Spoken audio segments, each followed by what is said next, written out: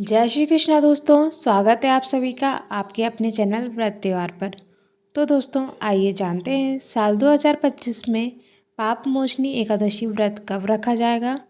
पूजा व पारण का शुभ मुहूर्त, पूजा विधि, व्रत की कथा और इस दिन किए जाने वाले कुछ खास उपायों के बारे में।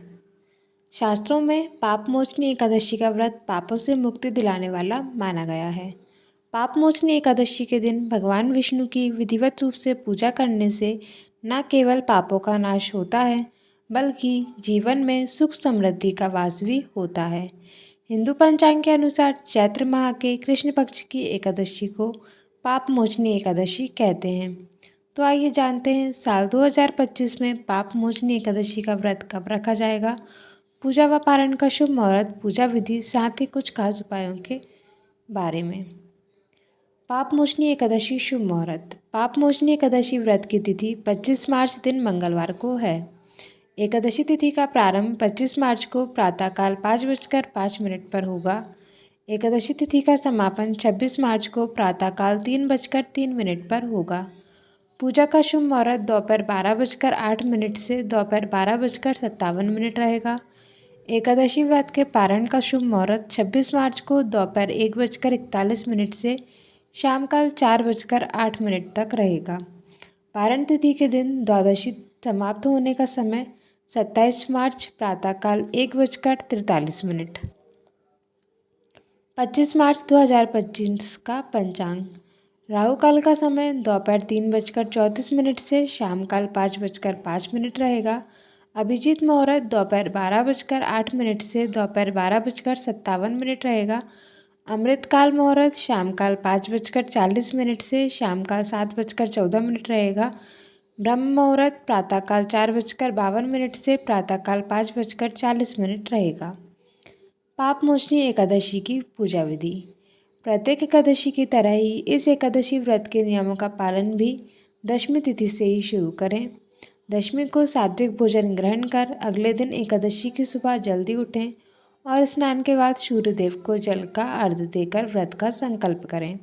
जल चढ़ाते समय ओम सूर्याय नमः मंत्र का जाप करें। इस दिन घर के मंदिर में या लक्ष्मी नारायण मंदिर में पूजा करें।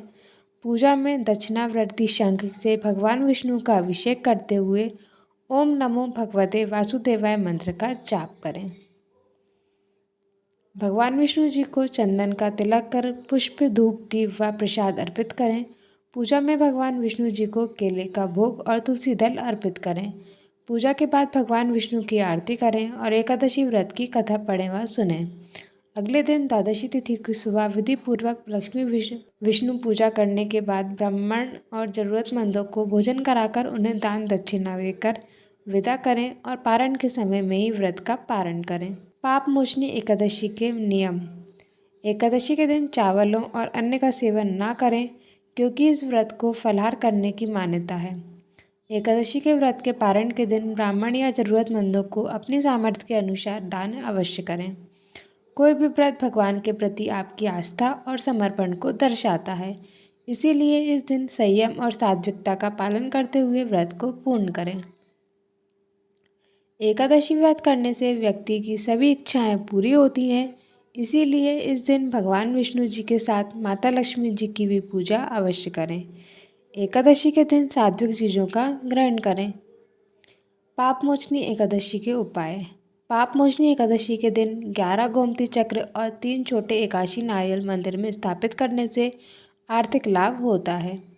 एकादशी के दिन प्रातः उठकर स्नान आदि करने के बाद भगवान विष्णु जी का पूजन कर तुलसी की माला से ओम नमो भगवते वासुदेवाय मंत्र का एक माला जाप करें, जिससे कि आपके घर में सुख समृद्धि बनी रहती है। पीपल के वृक्ष में भगवान विष्णु जी का वास माना गया है, इसीलिए एकादशी को 1 लोटा जल में थोड़ी सी चीनी मिलाकर उस जल को पीपल के वृक्ष में अर्पित करें और संध्या काल में पीपल की जड़ में घी का दीपक जलाएं। पाप मोचनी एकादशी व्रत की कथा।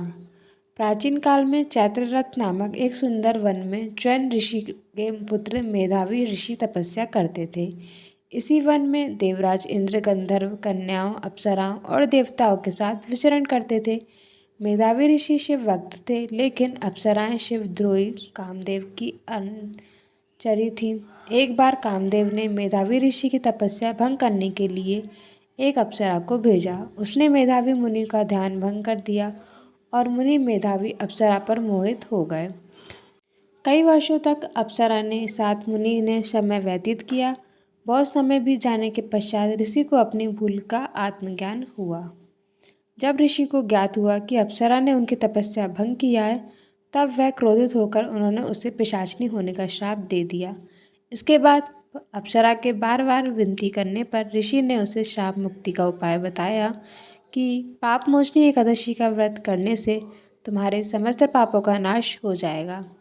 अप्सरा को मुक्ति का मार्ग बताकर मेधावी ऋषि अपने पिता महर्षि च्यवन के पास पहुँचे और सारी बात जानकर च्यवन ऋषि ने कहा कि हे पुत्र, यह तुमने ऐसा कर पाप कमाया है, इसीलिए तुम भी पाप मोचनी एकादशी का व्रत करो। इस प्रकार व्रत के प्रभाव से उन दोनों को ही सभी पापों से मुक्ति प्राप्त हुई। तो दोस्तों, मैं आशा करती हूँ कि आपको मेरी वीडियो में दी गई जानकारी पसंद आई होगी। वीडियो पसंद आई हो तो मुझे कमेंट में जय श्री कृष्णा ज़रूर लिखें। साथ ही चैनल पर पहली बार आएँ तो चैनल को सब्सक्राइब और वीडियो को लाइक भी ज़रूर करें। जय श्री कृष्णा।